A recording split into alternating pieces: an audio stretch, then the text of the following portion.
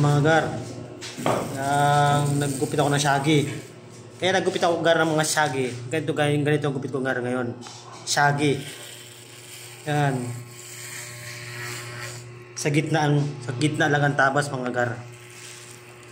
Yan ang uso ngayon gar. Sabi ng lola ko.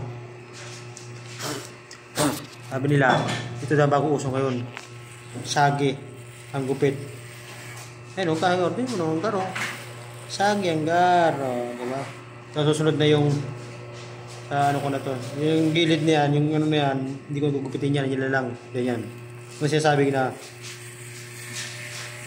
gupit shaggy. Diba? Okay na. Magupit talaga mga gar. Malupitan. Diba? Yun ang ginasabing gupit na shaggy. Diba? Shaggy.